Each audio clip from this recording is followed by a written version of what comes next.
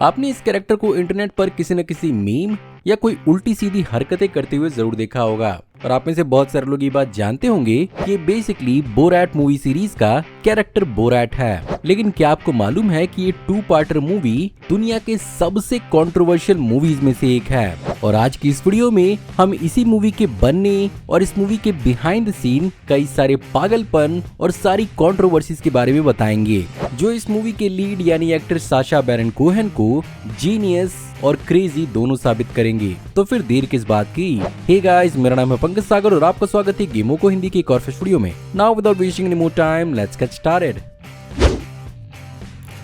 तो सबसे पहले बोरैट का कॉन्सेप्ट आया कहां से?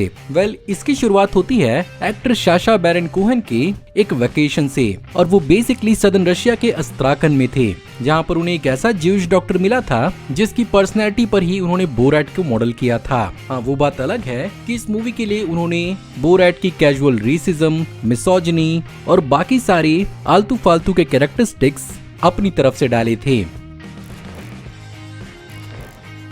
लेकिन बोरैट की ऑफिशियल मूवी से पहले इस कैरेक्टर को साशा बैरन कोहेन ने पहले भी इंट्रोड्यूस किया है, जहां पर British TV show the 11 o'clock show के अंदर उन्होंने बोरैट को एलेक्सी क्रिकलर के रूप में इंट्रोड्यूस किया था, जो बेसिकली मोल्डोवा का एक रिपोर्टर होता है और ब्रिटिश कल्चर और मीडिया को एक्सप्लोर करने वो लंदन आया होता है। इसी शो के अंदर उन्होंने अली जी, ब्रूनो और अपने बहुत सारे कैरेक्टर्स को इंट्रोड्यूस किया था, जिनकी अपनी खुद की मूवीज भी आई हैं। लेकिन बोरैट मूवी की सबसे बड़ी सेलिंग पॉइंट तो ये थी कि ये मूवी अपने आप में मॉक्यूमेंट्री तो थी ही, लेकिन साथ ही साथ इस मूवी के अंदर जितना भी सब कुछ दिखाया गया है वो 80% अनस्क्रिप्टेड था, जहां पर स्टूडियो की तरफ से कुछ प्रोडक्शन नोट जरूर दिए गए थे, बट मोस्टली ये मूवी इम्प्रोवाइजेशन और लोगों के रियल लाइफ रिएक्शन पर ही बनाई गई है। बट इसके बावजूद भी इस मूवी को ऑस्कर में बेस्ट अडॉप्टेड स्क्रीन प्ले के लिए नॉमिनेशन भी मिला था। अब डेफिनेटली मूवी के अंदर कोई खास स्क्रिप्ट नहीं था, जिसके कारण इस मूवी के अंदर रियल एक्टर्स भी नहीं थे, और एक्चुअली यहाँ पर सिर्फ और सिर्फ साशा बैरन कोहेन के साथ साथ 5 एक्टर्स का इस्तेमाल किया गया है। बाकी सारे के सारे यहाँ पर या तो कुछ रियल लाइफ लोग और पर्सनैलिटीज हैं, जिनके रियल लाइफ रिएक्शंस को यहाँ पर रिकॉर्ड किया गया था। बट फिर भी इस मूवी के सिंपलिस्टिक अप्रोच के बावजूद भी इस मूवी का प्रोडक्शन बहुत ज्यादा रिस्की था, और कुछ जगहों पर बोरैट के कैरेक्टर के अंदर साशा बैरन इतने ज्यादा घुस गए थे कि वो मरते मरते बचे थे। जहां पर एक्चुअली मूवी के रोडियो वाले सीन के दौरान एक्चुअली साशा बैरन कोहेन ने कुछ ऐसी बातें बोलना शुरू की कि वहां की एक्चुअली पब्लिक कुछ ज्यादा ही भड़क गई, और वो बेसिकली फिल्म क्रू को मारने पर उतारू हो चुकी थी। अच्छा हुआ कि ये लोग टाइम पर वहां से निकल गए, वरना ये प्रैंक इनके ऊपर बहुत भारी पड़ता। टॉड फिलिप्स, जिन्होंने the old school, the hangover, the joker और ऐसी कई सारी बेहतरीन मूवीज बनाई हैं, वो एक्चुअली ओरिजिनली इस मूवी को डायरेक्ट करने वाले थे, बट एक्चुअली प्रोडक्शन से पहले ही बहुत सारे क्रिएटिव डिफरेंसेस के चलते उन्होंने इस प्रोजेक्ट को छोड़ दिया, और इसे फाइनली लैरी चार्ल्स ने डायरेक्ट किया, जिन्होंने साशा बैरन कोहेन की बहुत सारी मूवीज को डायरेक्ट किया है। लेकिन सच तो ये था कि मूवी में दिखाया हुआ कजाकिस्तान एक्चुअली कजाकिस्तान सच में था भी नहीं, और यहाँ पर बेसिकली रोमानिया के छोटे से विलेज ग्लॉड का इस्तेमाल किया गया था, जहाँ पर 1000 लोगों वाले गांव में फिल्म करने के लिए झूठ बोला गया था कि ये बेसिकली एक डॉक्यूमेंट्री होने वाली है उनकी कठिन जिंदगी के ऊपर। लेकिन जब सच्चाई उन्हें पता चली तो उन्होंने भी बाद में इस मूवी पर लॉ सूट फाइल किया था।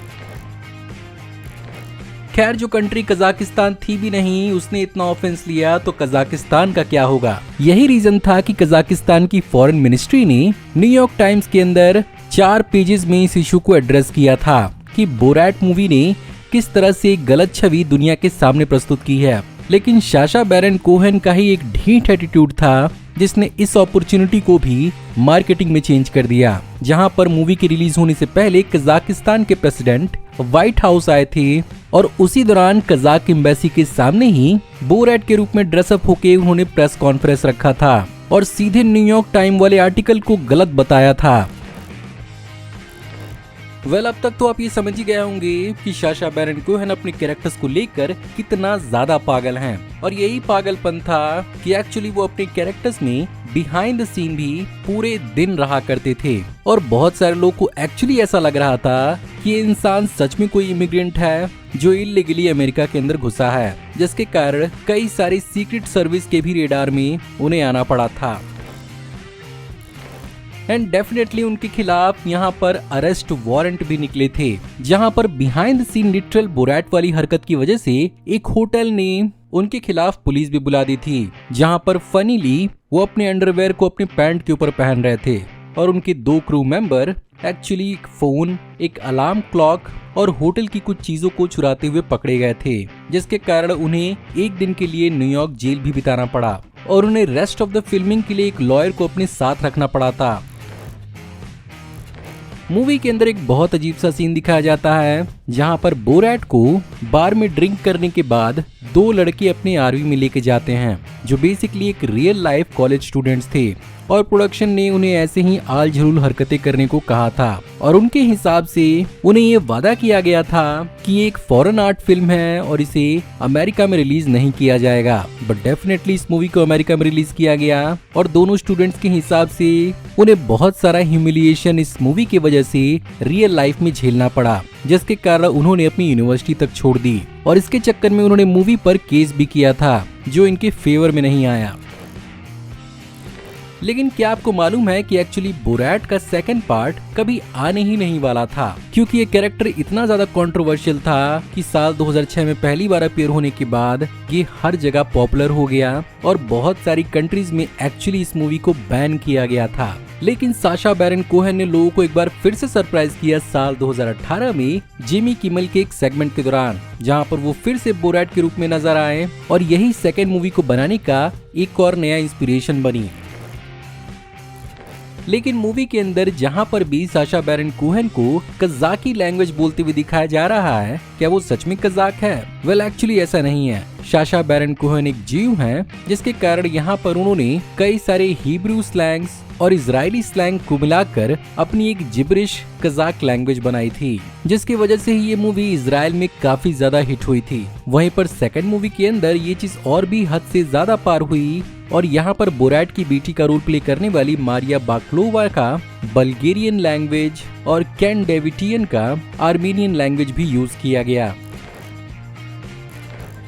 वेल ये मूवी सीरीज जितनी स्ट्रेंज है उतनी ही स्ट्रेंज इसकी कास्टिंग प्रोसेस थी, स्पेशली सेकंड मूवी की, जहां पर मारिया बाक्लोवा जिन्होंने बोरैट की बेटी का रोल प्ले किया है वो एक बल्गेरियन एक्ट्रेस हैं और ये पहली बार था जब कोई हॉलीवुड मूवी बल्गेरिया में किसी एक्ट्रेस को कास्ट करना चाहती थी। ऐसे में बोरैट मूवी के लिए उन्हें ऑडिशन के लिए लंदन बुलाया जा रहा था, बट ये मूवी और इसकी कास्टिंग प्रोसेस एंड डेफिनेटली इसके लीड एक्टर इतने ज्यादा स्केची लग रहे थे कि उन्हें ऐसा लगा था कि बेसिकली कोई ह्यूमन ट्रैफिकिंग स्कैम हो रहा है।